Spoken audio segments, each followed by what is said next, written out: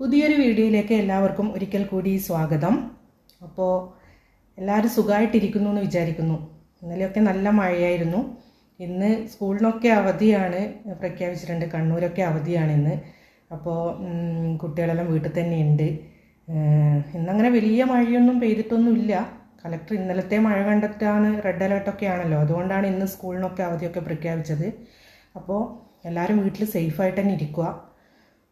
അപ്പോൾ ആദ്യം തന്നെ പറയാനുള്ള എന്താണെന്ന് വെച്ചാൽ, എൻ്റെ എല്ലാ സുഹൃത്തുക്കൾക്കും എന്നെ ഇതുവരെ എത്തിച്ച എല്ലാവർക്കും ഒരുപാട് നന്ദിയുണ്ട്. ഇനിയും തുടർന്നും നിങ്ങളുടെ സപ്പോർട്ട് ഒരുപാട് പ്രതീക്ഷിക്കുന്നു. എല്ലാവരും നന്നായിട്ട് സപ്പോർട്ട് ചെയ്യുക. എനിക്കാവുന്ന രീതിയിലൊക്കെ ഞാൻ വീഡിയോസൊക്കെ ഇടാൻ ശ്രമിക്കുന്നതായിരിക്കും. അപ്പോൾ ഇന്നത്തെ വിഷയം എന്താണെന്ന് വെച്ചാൽ തംബ്നെയിലിൽ കൊടുത്തതുപോലെ തന്നെയാണ്.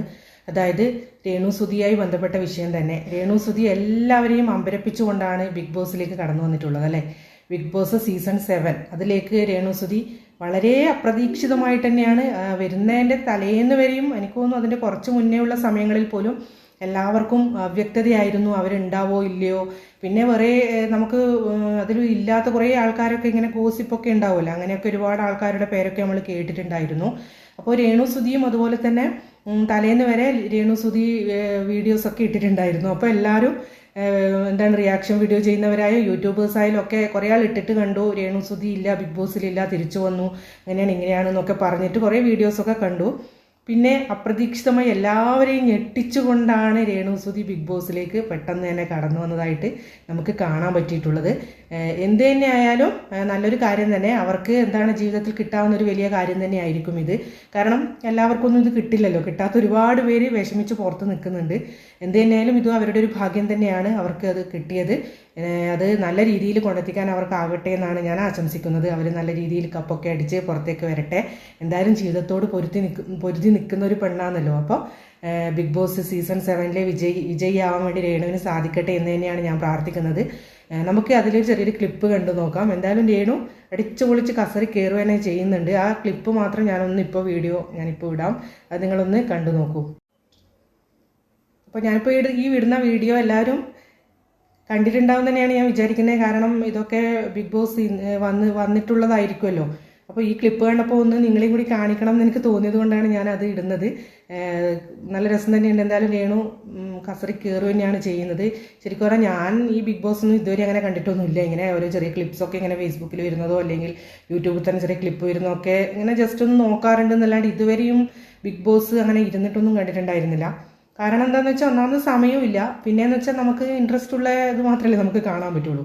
ബിഗ് ബോസ് ഒന്നും അങ്ങനെ വലിയ ഇൻട്രസ്റ്റ് ഉള്ള ഒരു സംഭവമൊന്നും ആയിട്ട് എനിക്കങ്ങനെ തോന്നിയിട്ടൊന്നുമില്ല. അതുകൊണ്ട് ഞാൻ ഇതുവരെയും ഇരുന്ന് കണ്ടിട്ടൊന്നുമില്ല. അതൊക്കെ കാണുന്ന ഒരുപാട് പേരുണ്ട്, ഒരാൾക്ക് ഓരോ ഇൻട്രസ്റ്റ് ആയിരിക്കുമല്ലോ.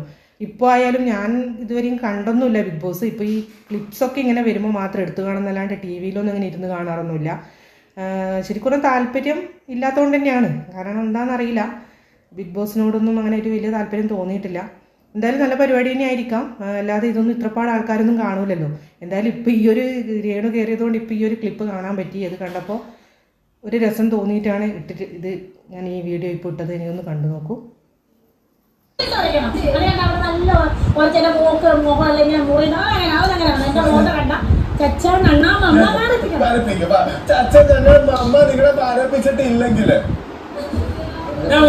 മാറ്റി പിടിച്ചാലോ കച്ചടത്തപ്പാക്കിയാലോ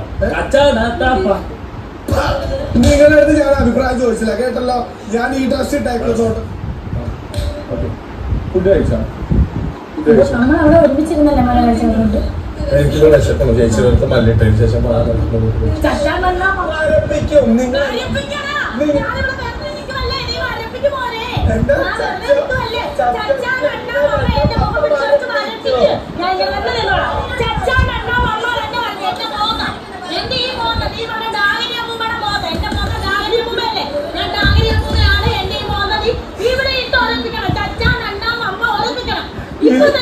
ഇതിനെക്കാട്ടി ഞാൻ എന്റെ മുഖം ഇട്ടിട്ട് ആ മതിലിൽ കയറിയിട്ട് അരക്കുന്നതാണ് ചേച്ചി. അപ്പോൾ എല്ലാവരും ഇത് കാണുക. അപ്പോൾ പറയാനുള്ള എന്താണെന്ന് വെച്ചാൽ, ഇഷ്ടമുള്ളവരൊക്കെ കാണുക ബിഗ് ബോസ്. എന്തായാലും ഞാൻ ഇനിയായാലും എനിക്കങ്ങനെ ഇരുന്ന് കാണാൻ ഉള്ള ക്ഷമയൊന്നും എനിക്ക് കിട്ടില്ല. അതുകൊണ്ട് ഞാൻ അങ്ങനെയുള്ള ഇതൊന്നും കാണാറില്ല. അതുപോലെ ഇത് ഇങ്ങനെ ഫേസ്ബുക്കിലോ അല്ലെങ്കിൽ യൂട്യൂബിലോ ഒക്കെ രേണുവിൻ്റെ ഒക്കെ ഇതുപോലെയുള്ള ചെറിയ ചെറിയ ക്ലിപ്സും അങ്ങനെയൊക്കെ വീഡിയോസിൻ്റെ ചെറിയ ഭാഗങ്ങളൊക്കെ വരുമ്പോൾ മാത്രം കാണാൻ ശ്രമിക്കും. ഇനിയായാലും അങ്ങനെ തന്നെ ആയിരിക്കും. കാരണം ഇരുന്ന് കാണാനുള്ള ക്ഷമയും ഒരു ഇൻട്രസ്റ്റ് ഒന്നും തോന്നാത്തതുകൊണ്ടാണ്. അത് ആരെയും കുറ്റം പറയാനൊന്നും പറ്റില്ലല്ലോ അല്ലേ, ഓരോരുത്തർക്കും ഓരോ ടേസ്റ്റ് ആയിരിക്കുമല്ലോ.